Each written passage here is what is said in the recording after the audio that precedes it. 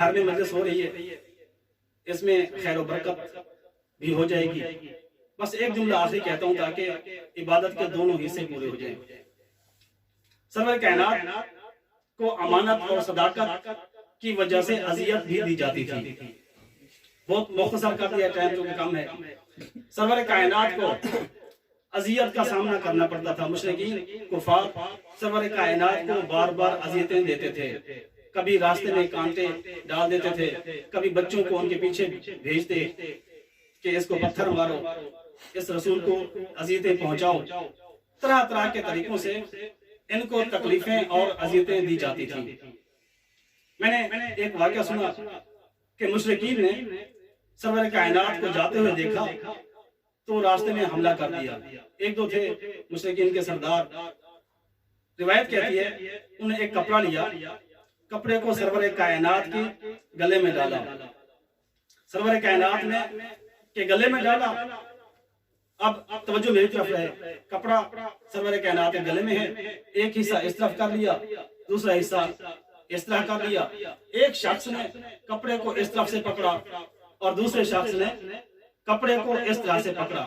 کیفیت آپ کے سامنے ہے، تصویر اور خاکہ آگے ہے۔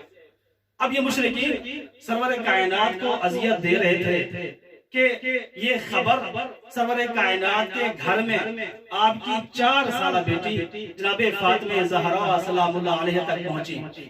جب بی بی کے کانوں میں یہ خبر پڑی تو بی بی جلدی سے اٹھی، چادر کو سنبھالا اور وہاں اس طرف دوڑی جہاں ان کے بابا کو اذیت دی جا رہی تھی۔ عزادار و توجہ سے سنیے گا، ایک ہی جملہ کہنا ہے اور اس عبادت کو تمام کرنا ہے۔ اب مشرکین نے کپڑے کو پکڑا ہوا ہے، ایک نے ایک طرف سے، دوسرے نے دوسری طرف سے۔ اسی اثناء میں ان مشرکین تھے، ان مشرکین نے دیکھا کہ رسول کی بیٹی 4 سال عمر ہے، دوڑ کے آ رہی ہے۔ جب انہوں نے رسول کی 4 سالہ بیٹی کو دوڑتے ہوئے آتے ہوئے دیکھا، ایک دوسرے سے کہا محمد کو چھوڑ دو۔ کہا کیوں چھوڑیں؟ کہا دیکھتے نہیں ہو اس کی 4 سالہ بیٹی ہمیں دیکھ رہی ہے۔ اجرکم علی اللہ، اجرکم علی اللہ۔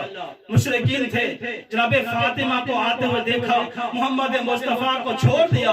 قربان جاؤں، کربلا میں جو لوگ تھے نہ کافر تھے نہ مشرک تھے، ارے وہ تو رسول کی کلمہ پڑھتے تھے، توحید کا دعویٰ کرتے تھے، قرآن کی تلاوت کرتے تھے، نمازیں بھی پڑھتے تھے، پتہ نہیں کس طرح کے مسلمان تھے۔